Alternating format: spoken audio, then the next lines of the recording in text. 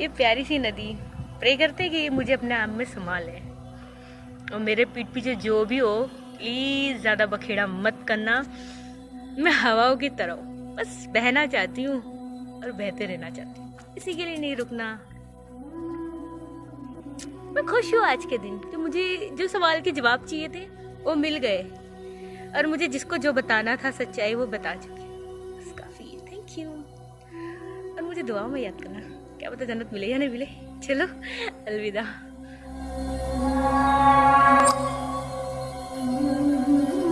सब कॉन्टिनेंट यानी पाकिस्तान, इंडिया और बांग्लादेश में आम रिवाज है कि बेटी को रुखसत करते वक्त उसे नसीहत की जाती है कि बेटा आप ससुराल जा रही हो, वहाँ से तुम्हारी लाश ही वापस आनी चाहिए, उसके अलावा कोई रास्ता नहीं है।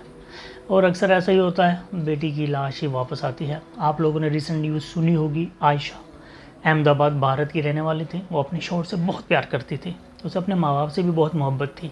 उसने अपनी आखिरी वीडियो ख़ुदकुशी से पहले रिकॉर्ड की और उसमें कहा था कि मैं खुदा से मिलकर पूछूंगी कि मेरी गलती कहाँ थी। मैं सुकून से जा रही हूँ और दुआ कर रही हूँ कि खुदा मुझे दोबारा इंसानों की शक्ल ना दिखाए। बहुत अफसोस की बात है। उसने अपने पेरेंट्स से दुआ की, दरख्वास्त की कि मेरे लिए दुआ करना कि पता नहीं मुझे जन्नत मिले ना मिले, क्योंकि ख़ुदकुशी हराम है इस्लाम में। ये कहकर उसने अपना फ़ोन और बैग वहीं कश्ती में रखा और ख़ुद दरियाए साबरमती में कूदकर जान दे दी। आयशा ने ये इंतहाई कदम उठाने से पहले अपने शौहर को भी फ़ोन किया था और अपने पेरेंट्स को भी। उसकी रिकॉर्डिंग सोशल मीडिया पे सर्कुलेट हो रही है, शायद आप लोगों ने सुन ली होगी। लेकिन इंसान भी क्या चीज़ है कि अपने करीबी रिश्तेदारों को इतनी अजियत पहुंचाता है कि वो अपनी जान लेने पर मजबूर हो जाते हैं। और अगर शौहर बीवी के साथ बदसलूकी शुरू कर दे, उसका दिल तोड़ना, उसको अजियत देना, उसको नीचे दिखाना, उसकी बेइज्जती करना, तो एक फूल जैसी लड़की मुरझाकर रह ही जाती है। और अक्सर ऐसा होने के बाद लड़की बीमार रहने लगती है, उस पर तरह तरह के इल्ज़ाम लगाना शुरू कर दिया जाता है कि इसे भाई फारिग करो, कोई दूसरी ले आओ, इसका तो जहनी तवाज़ुन ही ठीक नहीं है। आयशा के साथ भी ऐसा ही हुआ।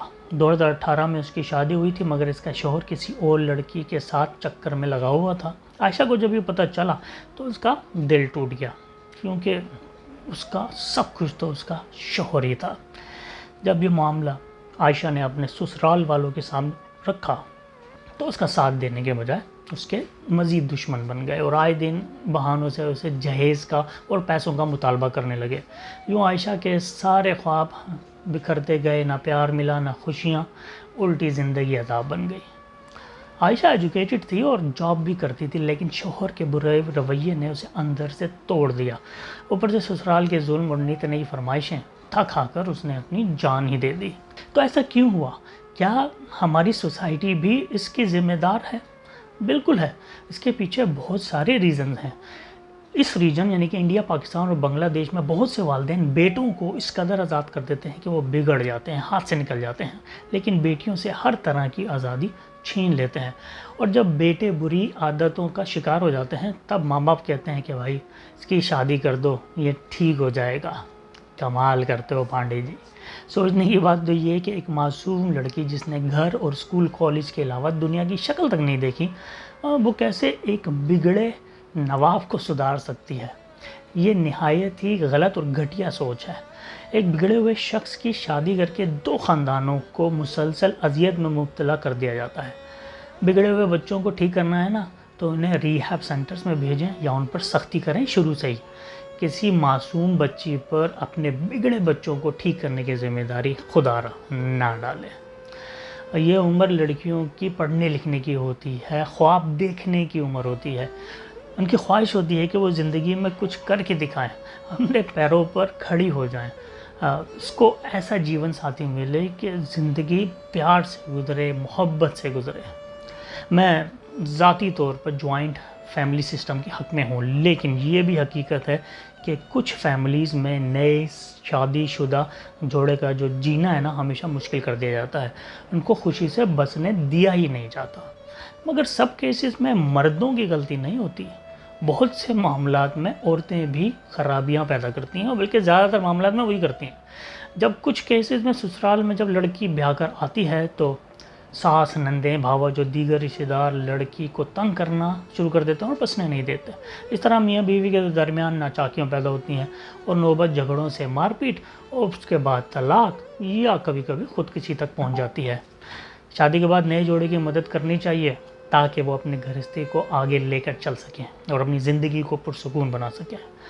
अक्सर शुरू में ही लड़का लड़की ससुराल और मेके की रंजिशों की साजिशों का शिकार हो जाते हैं, जैसे कि तुम्हारे घर वालों ने हमें ठीक से रखा नहीं या हमारी इज़्ज़त नहीं की, हमें तोहफे कम दिए, ये क्या खाना पकाया था उन्होंने दावत में, वगैरह वगैरह। अक्सर ऐसी छोटी छोटी बातें शुरू में ही रिश्तों को खोखला करना शुरू कर देती हैं। इसके अलावा हमारी सोसाइटीज़ में शादी के नाम पर जो व्यापार धड़ल्ले से जारी है, लड़की वालों से जहेज़ या डाउरी के नाम पर क्या कुछ नहीं लिया जाता। अगर अपर क्लास की शादी है तो लड़की जहेज़ में घर, गाड़ी, प्लाट, उसके अलावा सोने के सेट और कीमती गिफ्ट्स लेकर आए। लड़के को लाखों की सलामी भी दे, सोने की घड़ी भी दे, गाड़ी भी दे, कारोबार भी अपने तोहफे में दे। अगर मिडिल क्लास की शादी है तो वालिदैन अपने गुर्दे बेचें या अपनी पगड़ी साहूकार के पैरों में रखें। पैसों का बंदोबस्त तो करना होगा। लड़की को जहेज़, दूल्हे को मोटी सलामी और छोटी गाड़ी, सास को सोने का सेट, नंदों को सोने की अंगूठियां तो देना ही होगी, वरना लड़की को वो ताने सुनने को मिलेंगे तो सारी ज़िंदगी वो रोती रहेगी।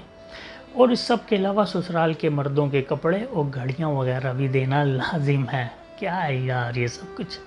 और अगर लोअर क्लास की तरफ देखें तो वहाँ भी बेटी के बाप को जहेज़ माफ़ नहीं है।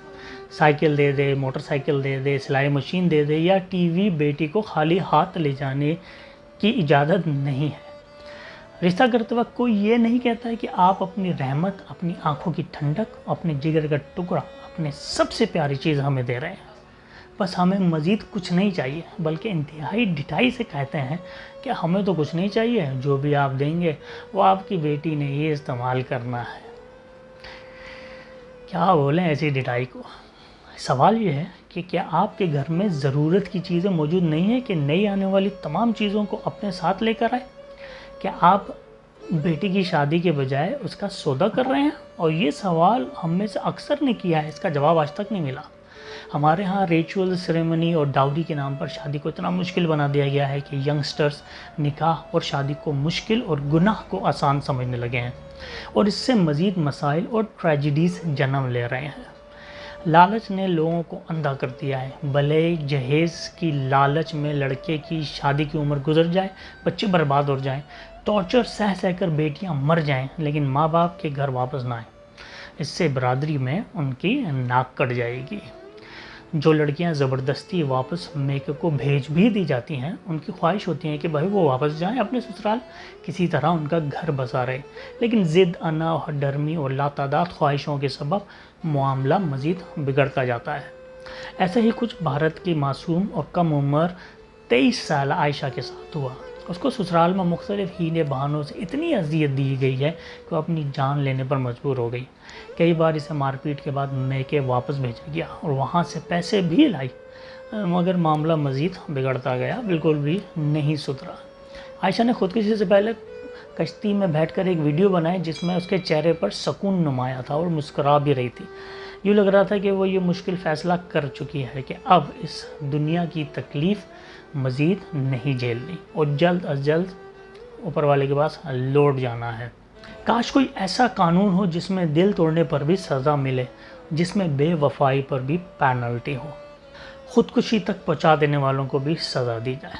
शायद आयशा के ससुराल और उसके शोहर को कड़ी सज़ा मिले तो ही सब कॉन्टिनेंट की सोसाइटीज़ में जहेज़ की लानत ख़त्म करने के लिए कुछ स्टेप्स लिए जाएं। हो सकता है, मुझे उम्मीद नहीं है, लेकिन इस हवाले से बातें बहुत की जाती हैं, मगर प्रैक्टिकली आज तक कुछ नहीं हुआ।